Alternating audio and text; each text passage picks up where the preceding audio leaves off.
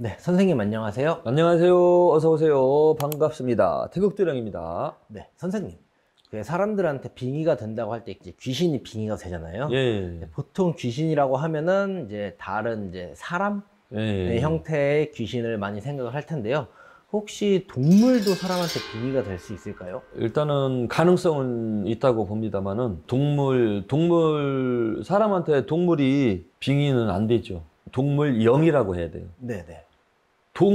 동물이 빙의가 되나요? 하면은 살아있는 우리 효심이가 나한테 어떻게 빙의가 돼? 그렇죠, 그렇죠. 동물영, 네, 동물의 영혼, 이제 그걸 말씀하신 거죠? 맞습니다. 예.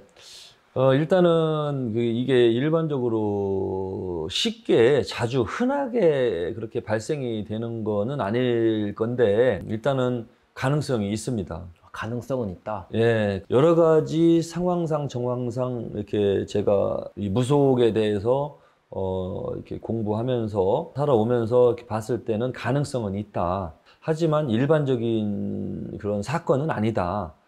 그렇게 저는 알고 있거든요. 그러면은 이제 이게 이제 어떤 영이 이제 그렇게 비기가 될 수 있느냐? 동물도 뭐 새도 있고, 새도 크기가 뭐 요것만한 뭐 손가락만한 새부터 막 그냥 사람보다 큰 독수리까지 네, 있잖아요. 뭐 사람도 뭐 이렇게 잡아갖고 날아갈 것 같은. 그러니까 이 조그만 새부터 큰 독수리까지 크기도 다양하고. 또 새가 아니라 뭐 이런 뭐 조그만 다람쥐도 있고 뭐 커다란 뭐 호랑이도 있고 사자도 있고 뭐 곰도 있고 동물은 조그만 크기부터 사람보다 더 큰 동물들 많잖아요. 그럼 이 동물의 크기를 제가 왜 얘기했냐면은 몸집의 크기에 비례해서 영적인 것도 어느 정도 크기가 같이 커져요.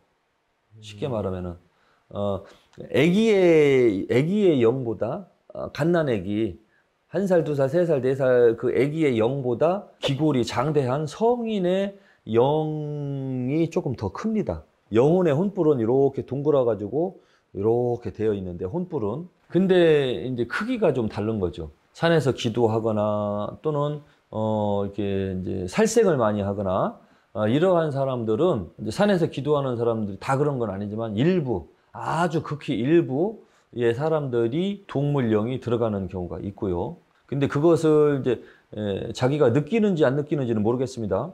왜냐하면은 사람의 영혼이 들어가도 사람의 영혼이 들어가도 빙의가 돼도 그것을 자기가 느끼는 사람이 있고 느끼지 못하는 사람이 또 있거든요. 자기가 빙의가 됐는데도 자기의 성격인 줄 알지만 그 영혼에 빙의가 돼서 이상한 성격이 나타나는 경우도 있거든요.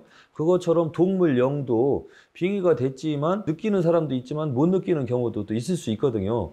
그럼 이제 외부에서 느낄 수 있는 거는 살생을 많이 한 사람들, 그냥 어쩌다가 한번 이렇게 뭐 이렇게 동물 영이 사람한테 빙의가 되는 건 쉽진 않죠. 근데 이제 도살장에 있는 분들 있잖아요. 도축업자. 도축업자들은 이런 그 동물들, 돼지나 소나 이런 걸 이제 고기로 만들기 위해서 어쩔 수 없이 이 총으로 살생을 할 수밖에 없거든요. 그런 곳에 있는 사람들은 돼지도 이렇게 총으로 이렇게 빵 해가지고 고기를 만들기 위해서 죽일 수밖에 없거든요.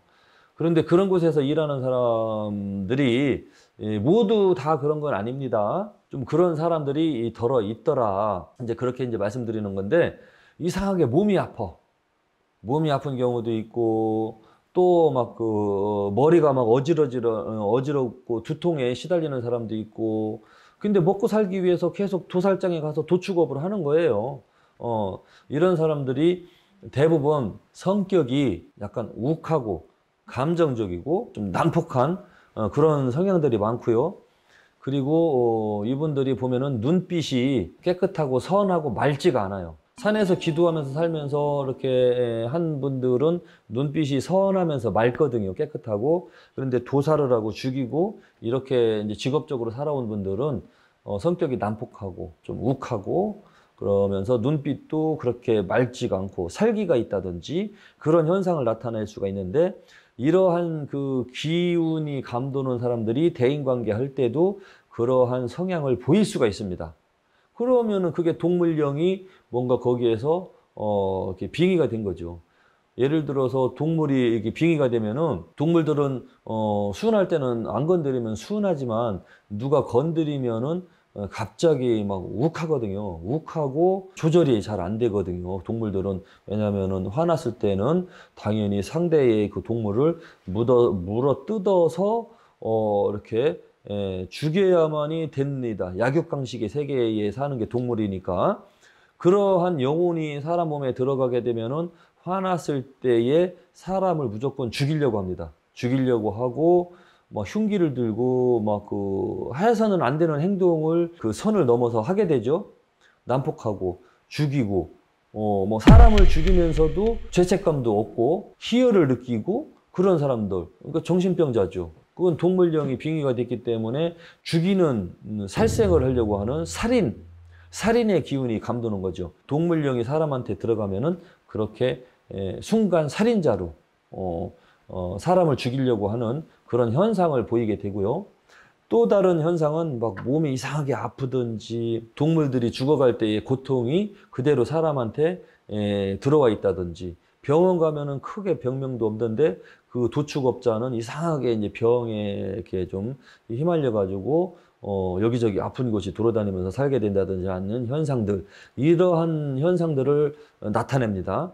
동물령이 빙의가 됐을 경우에 나타나는 현상은 일단은 쉽게 알아볼 수 있는 방법들은, 느낄 수 있는 방법들은 그런 경우예요.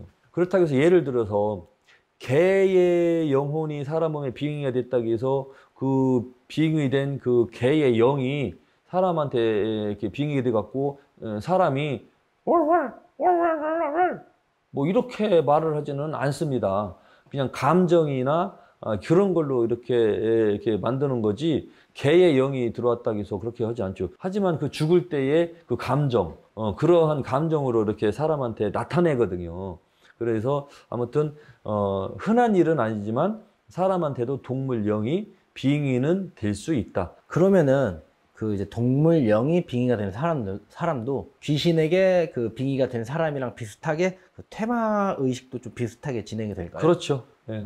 좀 그냥 퇴마 능력을 가진 선생님이 있다면 당연히 사람 영이든 동물 영이든, 사람 영은 천도를 하면 되고 동물 영도 천도하면서 이제 떼어줘야죠. 쫓아야죠. 예. 그러한 이제 능력을 가진 선생님은 사람 몸에 있는 영체를 분리시킬 수 있습니다. 빼낼 수 있습니다. 네, 알겠습니다. 그 사람에게 동물 영도 빙의가 되는지 좀 궁금했는데요. 그래도 오늘도 선생님 덕분에 궁금증 하나 더 풀고 가는 시간이었습니다. 네. 네, 감사합니다. 감사합니다.